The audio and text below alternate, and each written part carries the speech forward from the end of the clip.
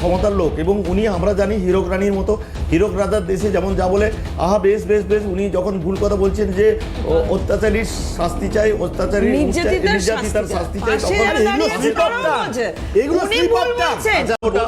ওটা আমি এর কথা মেনেছি। ওটা একজন দেশের মুখ্যমন্ত্রী, তার এইটুকু শিক্ষা আছে।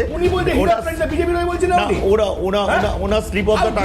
আপনি একজন ডাক্তার হয়ে আপনি মমতা বন্দ্যোপাধ্যায়কে হীরক রানী বলছেন? এটা আপনার কাজ। আপনি জাস্টিস চাইছেন না মমতা বন্দ্যোপাধ্যায়কে সহায়তা চাইছেন, কোনটা?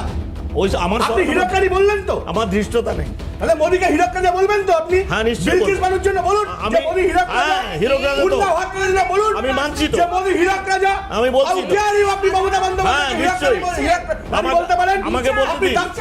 আমাকে বলতে দিন। সৌরপ্রিয়দা আলোচনার মোড় ঘোরানো যাবে না বস। আলোচনার মোড় ঘোরানো যাবে না বস। একটু আমাকে দাও।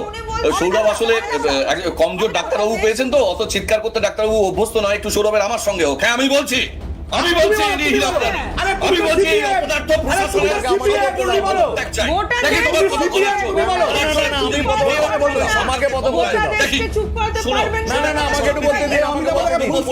আমাকে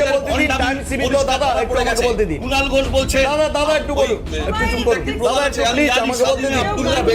আমরা বলছি আমি আপনার কাছে আসছি। অমিতাভদা, ডক্টর মাইতির বক্তব্যটা শুনে নি। অমিতাভদা আমি আসবো, আমি আসবো প্লিজ। অমিতাভদা আমি আসবো। ডক্টর মাইতি বলুন। ইলিশ উৎসব করতে বলুন। ওরা ওখানে ওই মিটিং মিছিল শেষে মিষ্টির প্যাকেট বিতরণ করতে করছেন, ওটাই করতে বলুন। এটাই ওদের আন্দোলনের নীতি। আর অন্তত কুণাল ঘোষকে তো দেখতেই চাই না। এত বড় একটা মানে আগের দিন বলছেন মুখ্যমন্ত্রী মমতা বন্দ্যোপাধ্যায় সবচেয়ে বড় বেনিফিশিয়ারি, মমতা বন্দ্যোপাধ্যায় সবচেয়ে বড় ডিফেন্ডার। এই ধান্দাবাজদের দিয়ে রাজনীতি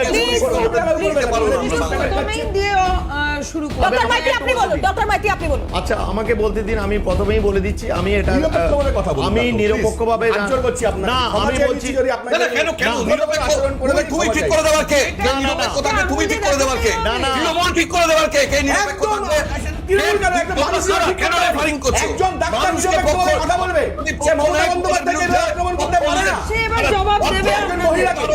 ঠিক আছে, ডক্টর মাইতির বক্তব্য শুনি না, শুনি ডক্টর মাইতির বক্তব্য। কে নিরপেক্ষ থাকবে?